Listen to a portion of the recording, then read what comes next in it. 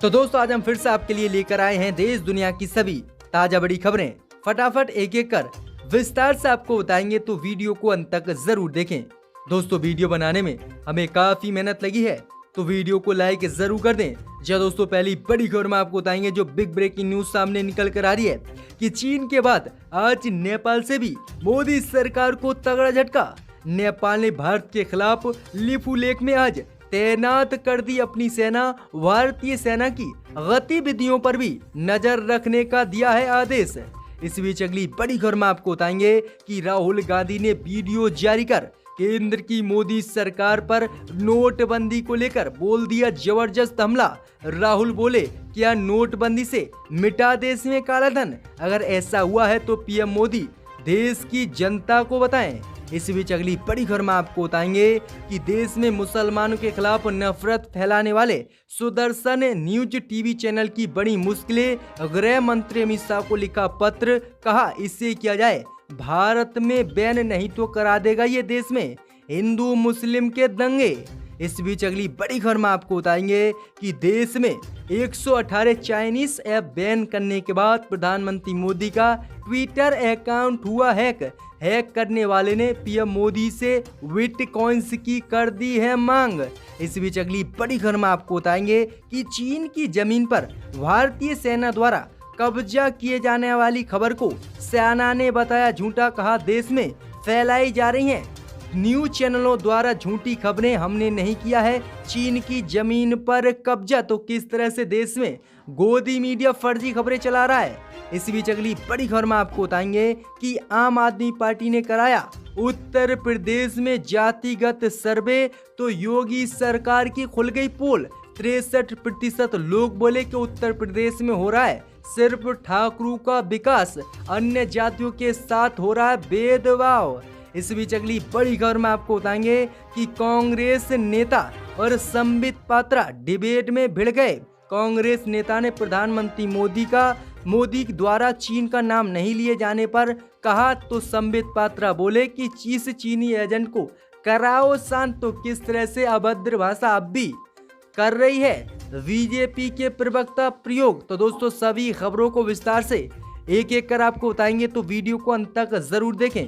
इसी बीच पर तो दोस्तों पहली बड़ी खबर की ओर जो बिग ब्रेकिंग न्यूज सामने निकल कर आ रही है कि चीन के बाद नेपाल से भी मोदी सरकार को लगा तगड़ा झटका। नेपाल ने आज भारत के खिलाफ लिपू लेक में तैनात की अपनी सेना। भारतीय सेना की गतिविधियों पर नजर रखने का दिया है आदेश। दोस्तों आपको बता दें ये बड़ी खबर सामने निकल कर आ रही है कि भारत और चीन के बीच सीमा पर स्थिति तनावपूर्ण बनी हुई है, और स्थिति इतनी ज्यादा तनावपूर्ण बन गई है कि दोनों ही देश युद्ध के मुहाने पर आकर खड़े हुए हैं। इस बीच आपको बता दें कि चीन के बाद नेपाल से भी मोदी सरकार को आज तगड़ा झटका लगा है। नेपाल की ओली सरकार ने भारतीय सेना की गतिविधियों पर नजर रखने के लिए लिपू लेक में आज अपनी सेना की बटालियन को तैनात कर दिया है, और ये कदम नेपाल ने ऐसे समय में उठाया है जब भारत और चीन के बीच लगातार तनाव बना हुआ है और युद्ध जैसी आशंकाएं जताई जा रही हैं। वहीं आपको बता दें कि लिपू लेक ऐसा विवादित क्षेत्र है जिसे नेपाल ने पहले अपना बताया था और कहा था कि भारत ने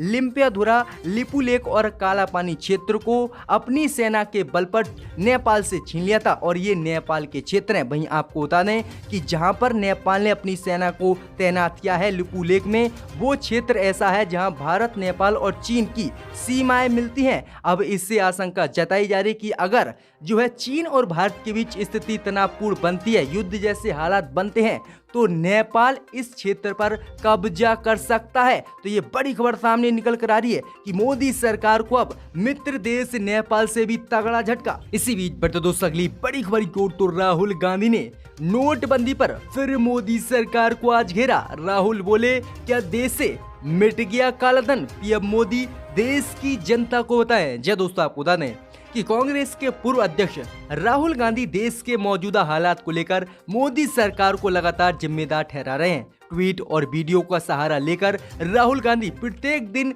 मोदी सरकार पर हमला बोले हैं। इस बीच आज राहुल गांधी ने नोटबंदी का मुद्दा उठाते हुए मोदी सरकार पर गंभीर आरोप लगाते हुए हमला बोला है। कांग्रेस नेता राहुल गांधी ने आरोप लगाया है कि नोटबंदी से सिर्फ अमीर लोगों का फायदा हुआ और आप लोग का पैसा घरों से निकलवाकर उसका प्रयोग अमीर कारोबारियों का कर्ज माफ करने में प्रधानमंत्री मोदी ने किया। राहुल गांधी ने कहा कि इस फैसले का दूसरा लक्ष्य जमीन साफ करना था और जो छोटे व्यापारी हैं, मजदूर हैं, वो सिर्फ नकदी पर चलते हैं, लेकिन उन्हें पूरी तरह से मोदी सरकार ने नष्ट किया और किस तरह से देश की जनता ने परेशानी उठाई। आगे राहुल गांधी ने कहा कि जीडीपी में गिरावट भी इसी का नतीजा है। मैंने पहले ही कहा था कि जीडीपी पूरी तबाह हो जाएगी अगर नोटबंदी हुई, और नोटबंदी से ना आज भ्रष्टाचार खत्म हुआ, अगर खत्म हुआ है तो प्रधानमंत्री मोदी आज देश की जनता के सामने आकर बताएं, मैं उन्हें चैलेंज करता हूं। तो राहुल गांधी ने आज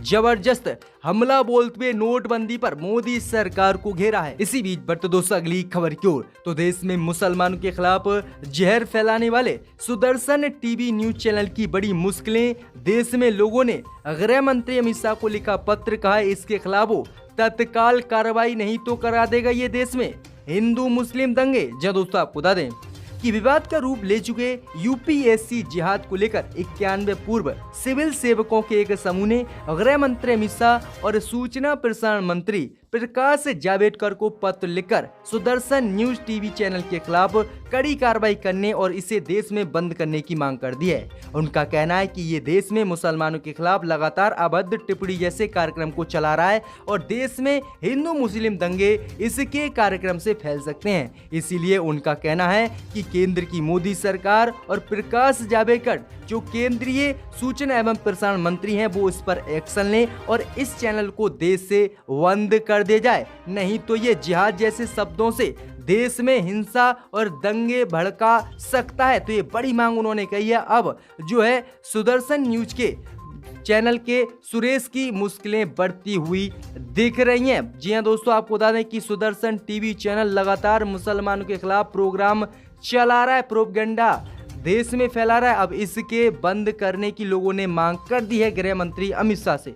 इसी बीच बढ़ते दोस्तों अगली बड़ी खबर की ओर, तो भारत में 118 चाइनीज ऐप समेत पबजी को बैन करने के बाद प्रधानमंत्री मोदी का ट्विटर अकाउंट हुआ हैक करने वाले ने बिटकॉइन की प्रधानमंत्री मोदी से कर ली मांग। जी दोस्तों, आपको बता दें कि कल ही केंद्र की मोदी सरकार ने चीन से तनाव के बीच लगभग 118 चाइनीज ऐप के साथ पबजी गेम मोबाइल ऐप को भी जो है बैन कर दिया था भारत में। इसके बाद ही भारत के प्रधानमंत्री मोदी के ट्विटर अकाउंट को कुछ देर के लिए हैक कर लिया है। ये अकाउंट उनकी निजी वेबसाइट NarendraModiSpace.in से लिंक था। उनके इस अकाउंट पर करीब 25 लाख फॉलोवर हैं। अकाउंट हैक करने के बाद हैकर्स ने बिटकॉइंस की मांग की है। हैकर्स ने अपना परिचय बतौर जॉन विक बताया है। तो ये बड़ा झटका प्रधानमंत्री मोदी को है। वहीं ट्विटर ने कहा है कि हम इस मामले की जानकारी कर रहे हैं। इससे पहले भी कई और नेताओं के ट्विटर अकाउंट हैक हो चुके हैं।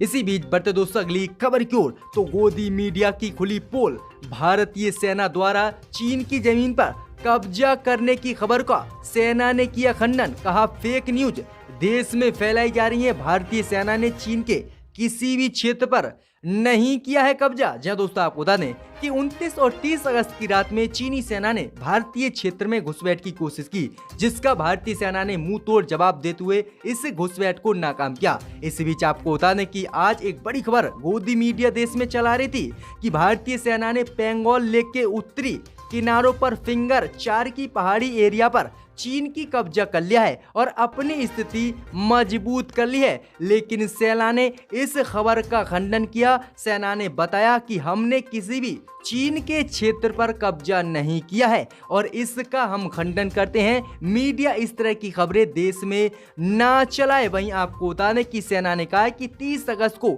एहतियाती तौर पर LAC के भारतीय पक्ष की साइड में पेंगोंग लेक के उत्तरी हिस्सों में सैनिकों की तैनाती में कुछ फेरबदल बदल जरूर किया गया, लेकिन ये गलत बात है कि चीन के पेंगोंग लेक की जो पहाड़ियां उन पर भारतीय सेना ने किया है कब्जा। तो किस तरह से सेना जो है देश की जनता को बता रही है और गोदी मीडिया देश में किस तरह से झूठी खबरें फैलाने पर बैठी है और भारतीय सेना का अपमान कर रही है। इसी बीच बढ़ते दोस्तों अगली बड़ी खबर की ओर, तो आम आदमी पार्टी ने जारी किए जातिगत सर्वे के नतीजे। योगी सरकार की खुली पोल, लोग बोले उत्तर प्रदेश की योगी सरकार है जातिवादी, इसको प्रदेश से निकालो बाहर। जय दोस्तों, आपको बता दें कि आम आदमी पार्टी के यूपी प्रभारी संजय सिंह ने जातिगत सर्वे के नतीजे आज जारी कर दिए हैं। पार्टी ने बताया है कि 68,000 लोगों को फोन कर उत्तर प्रदेश में सर्वे किया गया था। सर्वे के नतीजे में जो दावे सामने निकल कर आए हैं उससे योगी सरकार की नींद हराम हो गई है। जी दोस्तों, आपको बता दें कि 63% लोगों ने माना है कि उत्तर प्रदेश की जो योगी सरकार है वो जातिवादी है और उत्तर प्रदेश में ठाकुरों के ही काम हो रहे हैं और अन्य जातियों के लोग से भेदभाव योगी सरकार में किया जा रहा है। जबकि 28% लोग मानते हैं कि ऐसा कुछ नहीं है और 9% लोगों ने कुछ भी राय देने से मना कर दिया। तो ये काफी बड़ी खबर सामने निकल कर आ रही है कि किस तरह से योगी सरकार जातिवाद कार्ड खेलकर ही जातिवाद की राजनीति उत्तर प्रदेश में कर रही है। वहीं आपको बता दें कि बीजेपी लगातार नारा देती है कि सबका साथ सबका विकास, लेकिन उत्तर प्रदेश में तो सिर्फ ठाकुरों का ही विकास हो रहा है। तो ये तगड़ा झटका योगी को लगा है। इसी बीच बढ़ते दोस्तों अगली बड़ी खबर की ओर, तो चीन मुद्दे को लेकर भिड़ी कांग्रेस और बीजेपी। कांग्रेस नेता ने पूछा कि पीएम मोदी चीन का नाम लेने से आखिर क्यों डरते हैं, तो भड़क उठे संबित पात्रा, बोले इस चीनी एजेंट को कराओ शांत। जी दोस्तों, आपको बता दें कि एक निजी टीवी चैनल पर बहस के दौरान कांग्रेस प्रवक्ता और अलका लांबा और बीजेपी प्रवक्ता संबित पात्रा के बीच चीन मुद्दे को लेकर तीखी बहस हुई। डिबेट के दौरान कांग्रेस प्रवक्ता ने सवाल किया कि प्रधानमंत्री मोदी आखिरकार चीन का नाम क्यों नहीं लेते हैं, जबकि पाकिस्तान का नाम तो वह अपनी रैलियों में लेते हैं। आखिरकार चीन ने हमारे 20 सैनिकों को शहीद कर दिया और लगातार घुसपैठ कर रहा है, लेकिन प्रधानमंत्री मोदी आखिरकार चीन का अपनी जुबान से नाम भी क्यों नहीं लेते हैं, जबकि देश की अखंडता और रक्षा के लिए पूरे देश में राष्ट्रवाद लिए प्रधानमंत्री मोदी और बीजेपी के कार्यकर्ता घूमते हैं।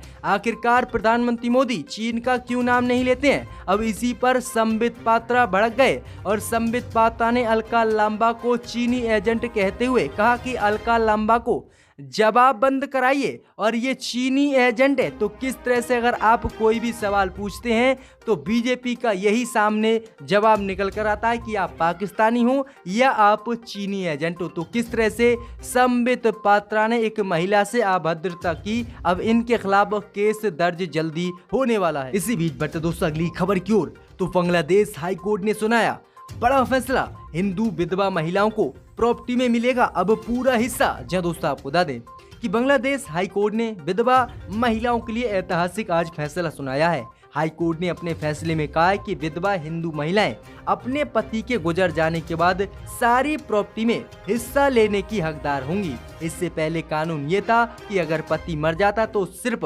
विधवा हिंदू महिलाओं को होम स्टे प्रॉपर्टी ही मिलती थी और जमीन जायदाद जो भी होती थी वो नहीं मिलती थी। लेकिन कोर्ट ने फैसला सुनाते हुए इसको बदल दिया और कहा कि अब हिंदू जो विधवा महिलाएं अगर पति का इंतकाल हो जाता है, देहांत हो जाता है, तो उसकी सारी प्रॉपर्टी के लेने की हकदार विधवा हिंदू महिलाएं होंगी। तो ये बड़ी खबर है बांग्लादेश से। इस ऐवान में आकर